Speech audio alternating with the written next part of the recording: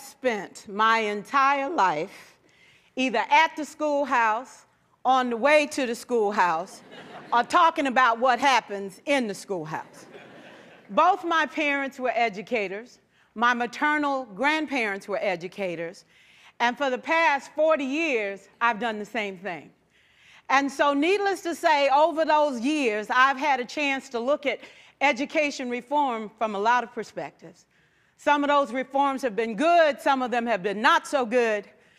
And we know why kids drop out. We know why kids don't learn. It's either poverty, low attendance, negative peer influences. We know why. But one of the things that we never discuss, or we rarely discuss, is the value and importance of human connection. Relationships. James Comer says that no significant learning can occur without a significant relationship. George Washington Carver says all learning is understanding relationships. Everyone in this room has been affected by a teacher or an adult.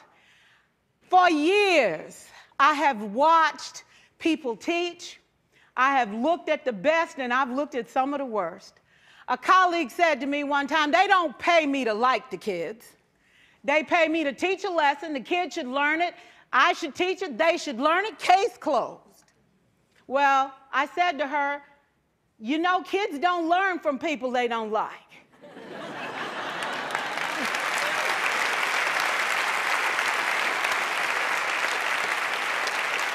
She said, that's just a bunch of hooey. And I said to her, well, your year is gonna be long and arduous, dear. Needless to say, it was. Some people think that you can either have it in you to build a relationship or you don't. I think Stephen Covey had the right idea. He said you ought to just throw in a few simple things, like seeking first to understand as opposed to being understood. Simple things like apologizing. You ever thought about that? Tell a kid you're sorry, they're in shock. I taught a lesson once on ratios. I'm not real good with math, but I was working on it. And I got back and looked at that teacher edition. I taught the whole lesson wrong. So I came back to class the next day and I said, look, guys, I need to apologize. I taught the whole lesson wrong. I'm so sorry. They said, that's okay, Miss Pierson. You were so excited. We just let you go.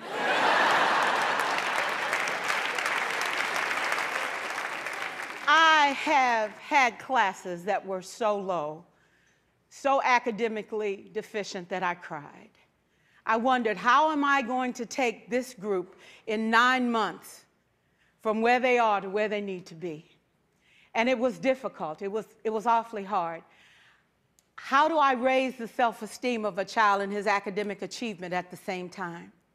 One year I came up with a bright idea. I told all my students, you were chosen to be in my class. Because I am the best teacher and you are the best students, they put us all together so we could show everybody else how to do it. One of the students said, really? I said, really? We have to show the other classes how to do it. So when we walk down the hall, people will notice us. So you can't make noise, you just have to strut. And I gave him a saying to say, I am somebody. I was somebody when I came. I'll be a better somebody when I leave. I am powerful and I am strong. I deserve the education that I get here. I have things to do, people to impress, and places to go. And they said, yeah. You say it long enough, it starts to be a part of you. And so,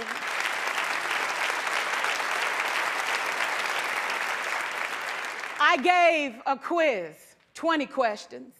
Student missed 18.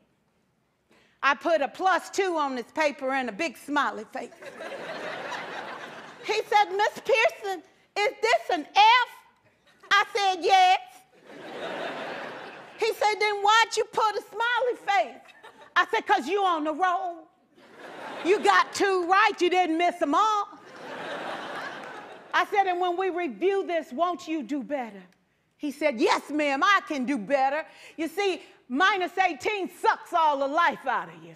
+2 said, I ain't all bad.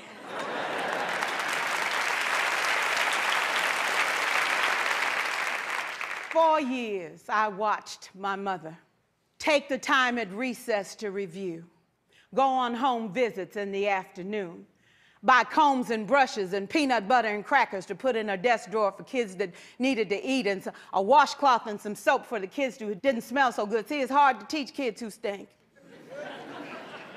And kids can be cruel.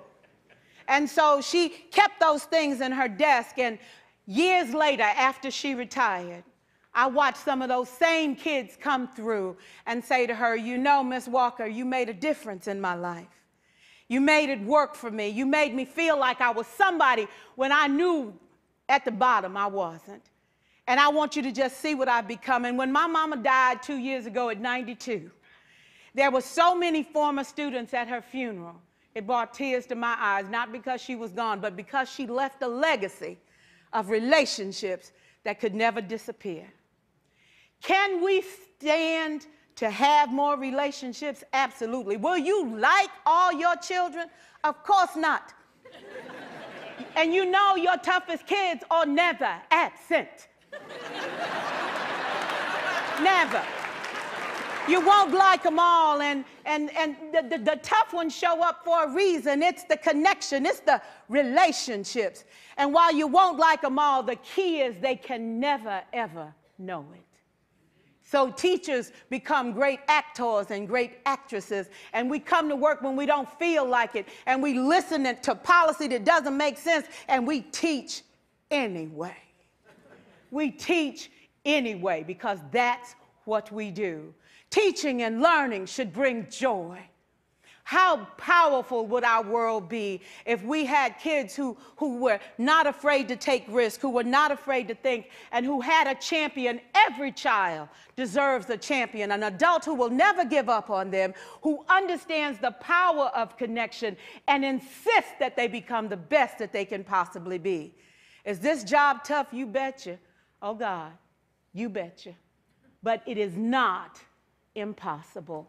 We can do this. We're educators. We're born to make a difference. Thank you so much.